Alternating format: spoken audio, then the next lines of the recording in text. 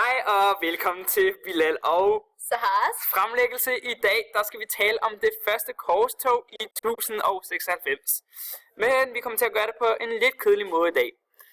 Vi kommer til at forklare noget, og I kommer til at sidde her og følge med. Så hold øjnene åbne. Yes, og vi vil starte med Pave Urban den andens prædiken i 1095 i den franske by Clermont. Prædiken skulle få konsekvenser for Europa og Mellemøsten i de følgende århundreder. Han opfordrede de kristne i Europa til at drage på korstog for at bekæmpe de vantro og befri de hellige steder. Målet med korstoget var at vende Jerusalem, som muslimerne på daværende tidspunkt besad.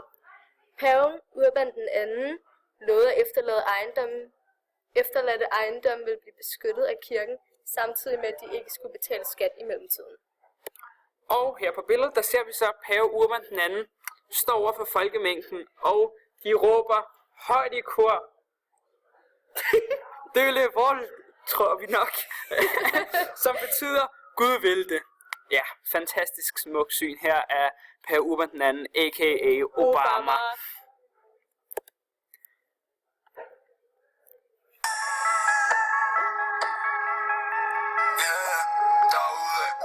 Til Konstantinopel. I slutningen af maj 1096, der fik kejser Alexios besked om, at de første korsfarere var ankommet til Konstantinopel. Dette var blot den første del af folkekorstoget, men der var flere på vej. De rejste gennem Italien og sejlede over Adriaterhavet eller igennem Ungarn. Korsfarerne blev behandlet høfligt, men også vagtsomt af de byzantinske værter. Byzans betragtede dem nemlig som barbarer, og korsfarerne havde nemlig flere gange været i konflikt med politisoldaterne fra Byzans. Kejser Alexios var overrasket over korsfarernes antal og var bange for, at korsfarerne ville blive fristet til at angribe Konstantinopel. Den byzantinske hær ledsagede korsfarerne mod Jerusalem, men kejser Alexios var kun interesseret i at tilbageerobre Lille Asien. Korstoget fremstod Lille Asien så kejseren som en åben mulighed til at generobre rigets gamle kerneområde.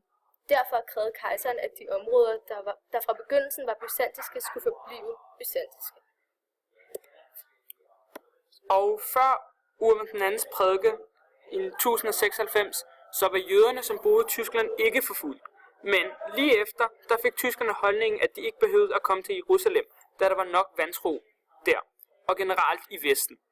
I 1096 så var der altså flere angreb på det jødiske samfund i Speyer, hvor korsfarerne gik til angreb på jøderne.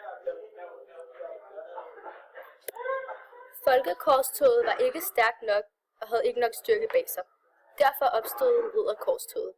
Riddersoldater var nu nødvendige, og de skulle selvfølgelig også betales. Adelens formue bestod af jord og var den eneste måde at betale soldaterne på. Derfor blev landområderne solgt eller i pantsat, så de kunne betale soldaterne og ridderne. Og det var egentlig det. Vi er glade for, at I så med, og håber, I lærte noget af vores korte lektion i dag. Vi ses nu igen en anden dag. Hej hej!